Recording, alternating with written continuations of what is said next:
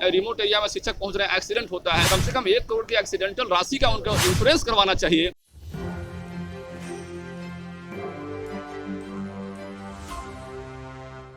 नमस्कार, एक न्यूज़ 24 देख रहे हैं आप और मैं हूं आपके साथ अविनाश। शिक्षक अभ्यर्थियों के साथ साथ अब शिक्षक भी नीतीश कुमार के खिलाफ मोर्चा खोल दिए हैं। आपको बता दें, बीते दिनों शिक्षक अभ्यर्थी जो लगातार सीटेट बीटेट को लेकर प्रदर्शन कर रहे थे, अब शिक्षक के प्रमुख भी हैं इसको लेकर नीतीश कुमार पे हमलावर हैं और कह रहे हैं कि जिस तरीके से रिमोट एरिया से जो शिक्षक पढ़ाने आते हैं उनके लिए सरकार को कम से कम 1 लाख करोड़ का एक्सीडेंटल राशि देना चाहिए। क्या कुछ कह रहे हैं शिक्षक प्रमुख, आप सबसे पहले उनकी बातों को सुने। नीचा होते जा रहा है, वो हम मजबूती से फिर से उसमें निखार आ जाएगी। हमारा आपके माध्यम से, आपके चैनल के माध्यम से आग्रह है सरकार से कि इन नीतियों पर मजबूती से विचार करे। अभी मैं बता रहा हूं कि कई जगह ऐसा मुझे देखने को मिला है कि कहीं दूर दराज से रिमोट एरिया में शिक्षक पहुंच रहे हैं, एक्सीडेंट होता है, तो उनके लिए बेहतर व्यवस्था नहीं है। सरकार को यह बेहतर व्यवस्था करने के लिए कम से कम 1 करोड़ की एक्सीडेंटल राशि का उनको इंश्योरेंस करवाना चाहिए। तो इन छोटी छोटी चीज़ों पर सरकार को ध्यान देना होगा।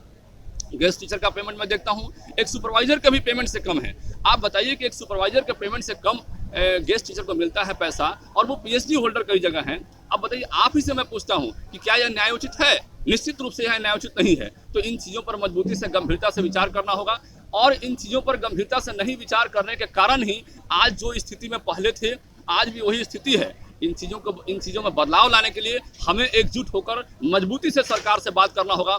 इस सरकार इसको इग्नोर नहीं कर सकती है। हमारा कहना है कि 2,37,000 करोड़ से ऊपर का सरकार का बजट है, और उसमें उस बजट का बड़ा भाग जो है शिक्षा विभाग पर खर्च होता है, लेकिन शिक्षा विभाग पर केवल नाम का खर्च होता है।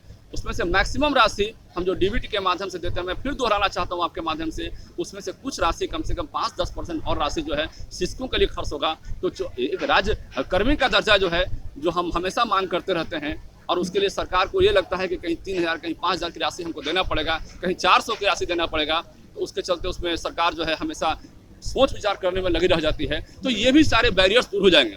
उसके लिए अलग से पैसा लाने की आवश्यकता नहीं है, अलग से प्रोविजन करने की आवश्यकता नहीं है, सरकार के दूसरे डिपार्टमेंट के पैसा को इस डिपार्टमेंट में इन्फ्यूज करने की आवश्यकता नहीं है। इसी डिपार्टमेंट को पैसा को रीएडजस्टमेंट करके हम सारी समस्याओं का समाधान कर सकते हैं। हम आपके माध्यम से एक सरकार से आग्रह करते हैं, चाहे प्रमंडलीय ट्रांसफर की व्यवस्था हो, चाहे वित्त रहित कॉलेज का ग्रांट की व्यवस्था हो, वित्त रहित कॉलेज के अंगीभूत करने की व्यवस्था हो, नियोजित शिक्षक की मांग की व्यवस्था हो, या और व्यवस्था हो, उसमें सरकार को मजबूती से आगे आना होगा।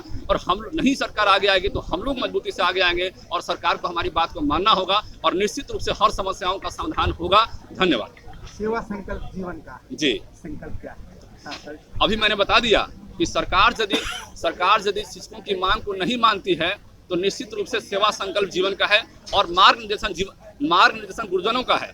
जो आज हमारे समाज में शिक्षित वर्ग हैं, उनका जो निर्देशन होगा, उसके अनुसार हम चलने के लिए तैयार हैं और संकल्पित हैं अंदर से, और दृढ़तापूर्वक संकल्पित हैं। इसलिए मैंने अपने देखा होगा कार्ड में भी लिखा है कि मार्ग निर्देशन शिक्षक जनों का और सेवा संकल्प जीवन कुमार। तो आपने सुना, शिक्षक के प्रमुख हैं। जिस तरीके से बिहार में लगातार भर्ती को लेकर भी या फिर नियुक्ति पत्र को लेकर बात हो, उसके बीच अब शिक्षक भी हैं जो रोड पे उतर रहे हैं और नीतीश कुमार के खिलाफ, मौजूदा सरकार के खिलाफ मोर्चा खोल रहे हैं। और जिस तरीके से शिक्षक प्रमुख ये कह रहे हैं कि एक गेस्ट टीचर का जो वेतन है कहीं ना कहीं एक चपरासी से भी कम है, जो अन्य विभागों में पीएचडी होल्डर भी रहते हैं। और एक तरफ ये भी कह रहे हैं कि जिस तरीके से बिहार में शिक्षा विभाग में 2,37,000 करोड़ का राशि अनुदान किया जाता है, उसका 5% भी सही से शिक्षक विभाग में नहीं लगा रही है बिहार सरकार। और इसमें अगर इसको बारीकी से देखती है तो शिक्षा विभाग में जहां भी कमी आ रही है उसको लेकर शिक्षक जब रोड पे प्रदर्शन करते हैं, अगर मौजूदा सरकार इस पर ध्यान देती है तो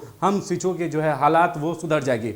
ऐसी तमाम खबरों के लिए आप हमारे साथ बने रहें। अभी तक हमारे YouTube चैनल को सब्सक्राइब नहीं किया तो जरूर कर लें।